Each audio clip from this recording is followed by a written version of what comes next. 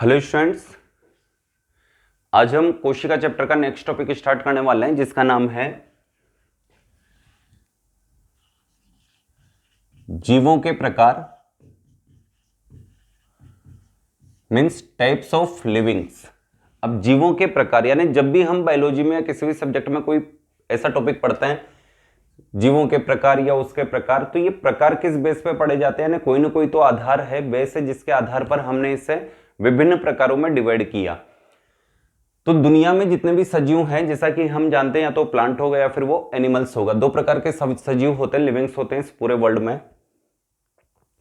तो हम किस बेस पर इन सजीवों के प्रकार पढ़ने वाले हैं, तो आधार यहां पर है उनकी बॉडी में उपस्थित सेल्स की संख्या। तो मैं यहां पर सबसे पहले एक लाइन लिख देता हूं, प्रकृति में स्थित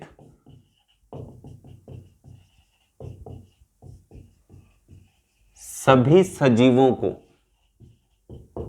अब सजीव कौन कौन होते हैं, तो प्लांट होगा या फिर जंतु होगा, एनिमल। सभी सजीवों को उनके शरीर में उपस्थित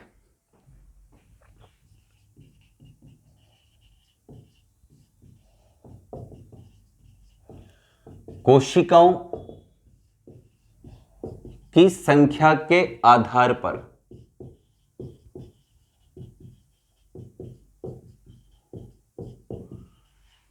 निम्न दो वर्गों में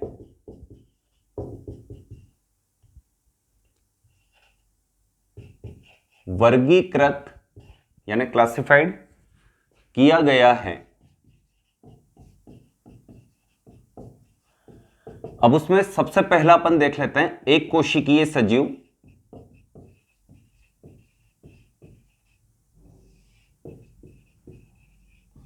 मीन्स यूनिसेलुलर लिविंग्स।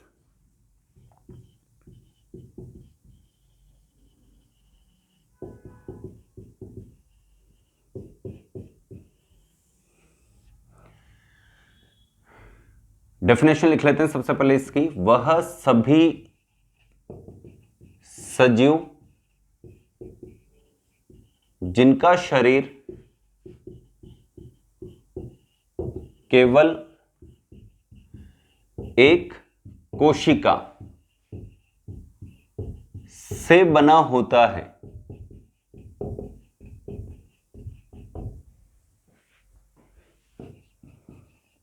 एक कोशिकीय सजीव यूनिसेलुलर लिविंग्स कहलाते हैं।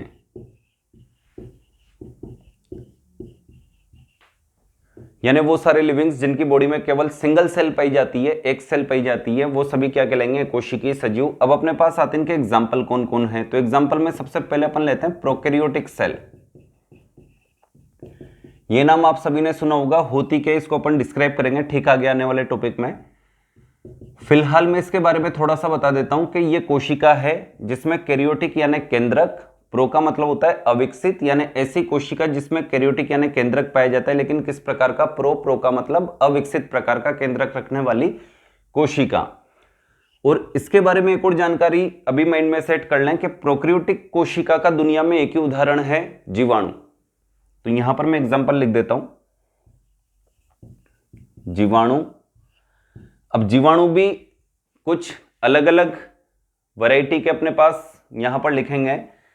जीवाणु को बैक्टीरिया तो कहते हैं इसे, लेकिन एक विशेष प्रकार का जीवाणु जिसको अपन नाम लिख रहे हैं माइकोप्लाज्मा।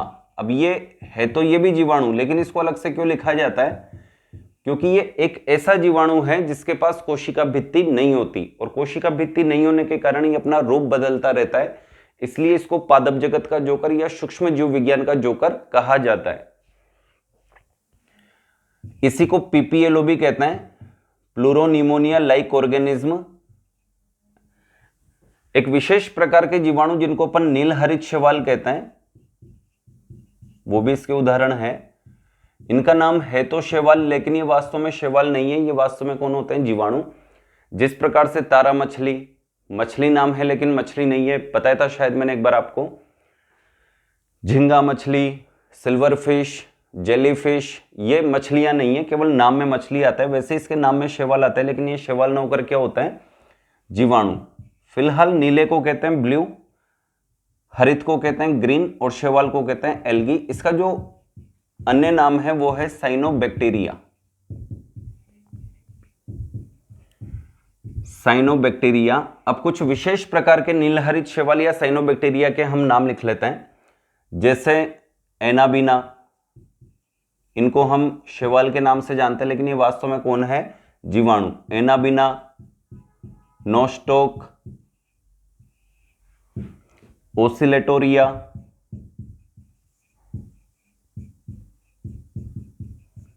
माइक्रोसिस्टिस, एक और लिख लेते हैं स्पाइरुलिना,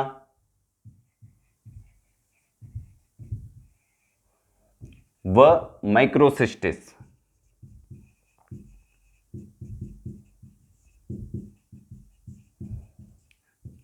आदि।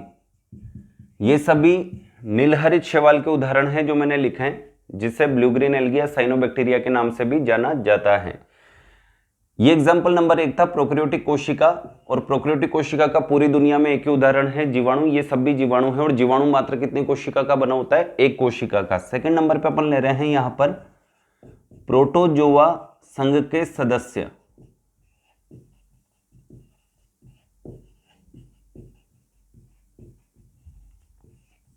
इसको ऊपर लिख देता हूं मैं।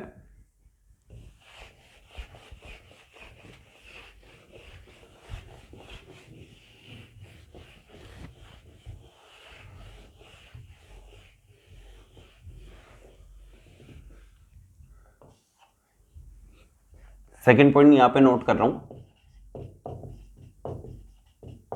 प्रोटोजोआ संघ के सदस्य। सबसे पहले ये बताइए, प्रोटोजोआ संघ की खोज किसने की थी, या प्रोटोजोआ संघ के सदस्यों को सबसे पहले किसने देखा था।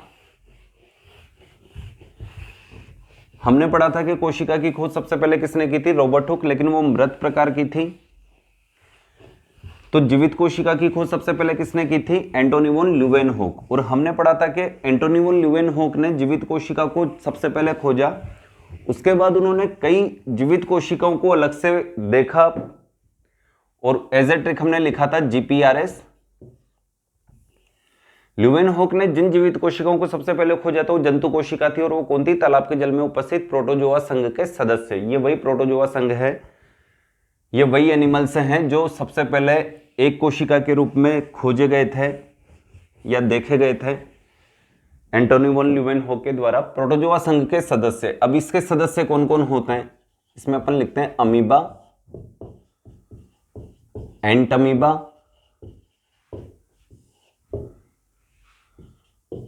पैरामीशियम,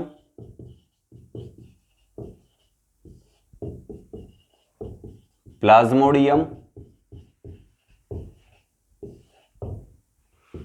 युग्लिना,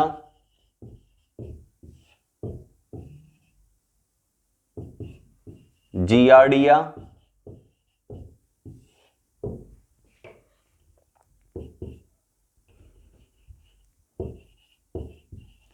लेशमानिया,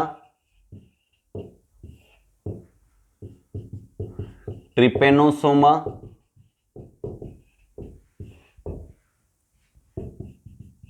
ट्रिकोनिम्फा,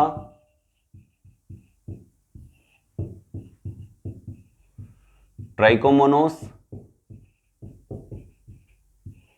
व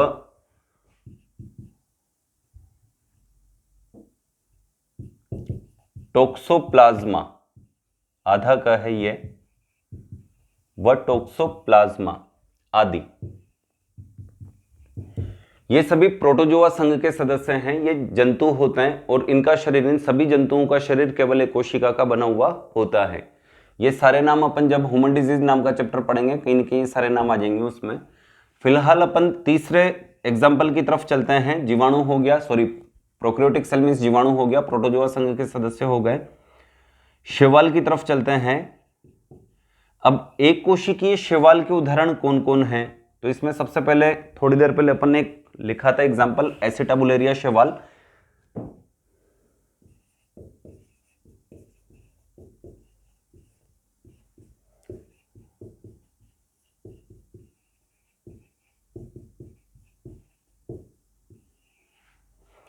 इसके अलावा क्लोरेला, क्लेमाइडोमोनास,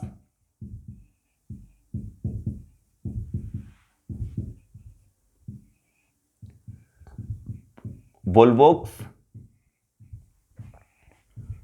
और ये होती भले ही एक कोशिकीय है लेकिन ये निवही, निवही का मतलब होता है कॉलोनी, कॉलोनी बना के रहती है। बहुत सारे वोल्वोक्स आपस में मिलकर एक बॉल जैसा स्ट्रक्चर बना लेते हैं।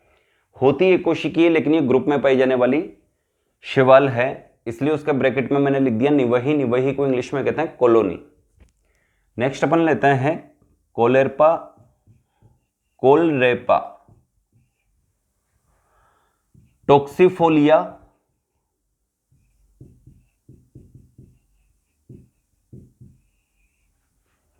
और एक और लिख लेते हैं अपन यहां पर वेलोनिया वेंट्रिकोसा।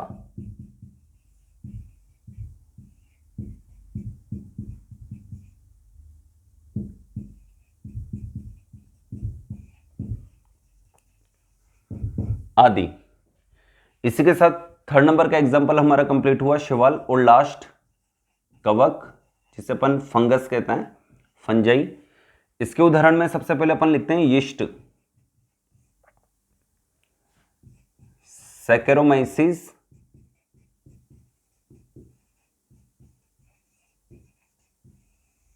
सीरेविसई, इसका बॉटनिकल नेम है।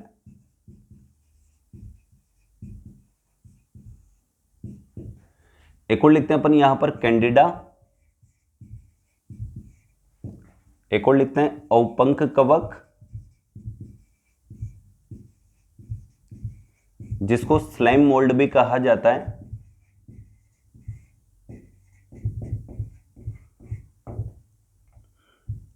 और लास्ट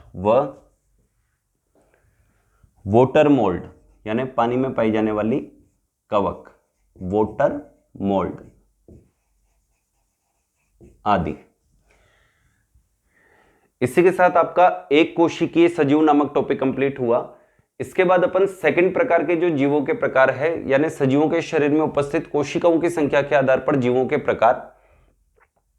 तो अगर किसी सजीव शरीर, चाहे वो प्लांट हो या एनिमल, उसकी बॉडी में अगर केवल एक कोशिका प्रेजेंट है तो हम उसे किस नाम से जानेंगे? Unicellular cell. लेकिन अगर किसी लिविंग्स यानी सजीव शरीर, चाहे वो प्लांट हो या एनिमल, उसकी बॉडी में बहुत सारी कोशिकाएं मौजूद है, जैसे कि हम, बहुत सारी कोशिकाएं मौजूद है, तो हम क्या कहलाएंगे? Multi cellular livings. वैसे एक सिंपल सा फंडा है कि अगर आपको कोई छोटा सा सजीव इतना सा भी दिखाई दे रहा है, कहीं पर भी चलते हुए, किताब पर, पत्थर पर, मिट्टी पर, इतना सा भी दिखाई दे रहा है या इससे भी सूक्ष्म, लेकिन आपको दिखाई दे रहा है नग्न आंखों से, इसका मतलब वो कौन होता है? मल्टी सेलुलर, बहुकोशिकीय। क्योंकि एक कोशिकीय सजीव कभी भी नग्न आंखों से दिखाई नहीं देते। अगर आपको दिख रहे हैं, इसका मतलब ये मल्टी सेलुलर लिविंग्स हैं। तो ये जितने भी अभी तक अपन ने पढ़े हैं, ये ऐसे सजीव थे जिनकी बॉडी केवल सिंगल सेल से बनी हुई होती है। अब अपन चलते हैं नेक्स्ट टॉपिक की तरफ, जिसका नाम है बहुकोशिकीय सजीव या मल्टी सेलुलर लिविंग्स।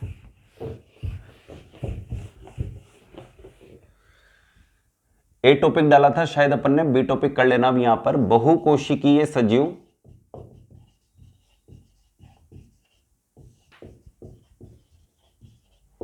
इसे अपन नाम देते हैं मल्टी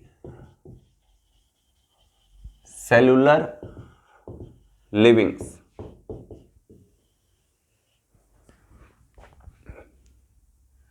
इसकी डेफिनेशन देखो, वह सभी सजीव,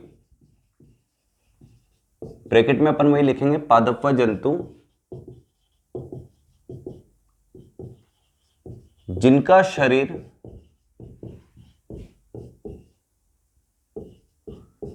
कई कोशिकाओं यानी एक से अधिक कई कोशिकाओं से मिलकर बना होता है।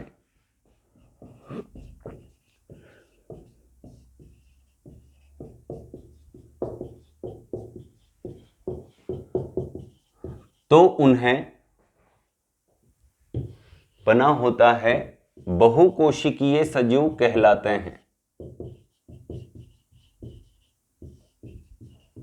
Means multi cellular.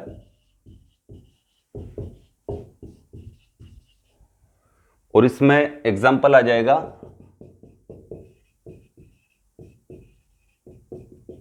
नग्न आंखों से दिखाई देने वाले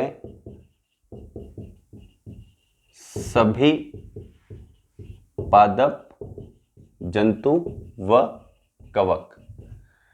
इसी के साथ आपका ये टॉपिक कंप्लीट हुआ। टाइप्स ऑफ लिविंग किस बेस पे पढ़ा था हमने? बॉडी में प्रेजेंट सेल्स की संख्या के आधार पर। संख्या अगर सिंगल है, एक है, तो अपन उसे क्या नाम देंगे? एक कोशिकीय सजीव, यूनिसेलुलर लिविंग्स। और अगर लिविंग बॉडी में यानी सजीव शरीर में कोशिकाओं की संख्या एक से अधिक यानी बहुत सारी है, तो हम उसे नाम देंगे बहुकोशिकीय सजीव यानी मल्टीसेलुलर लिविंग्स।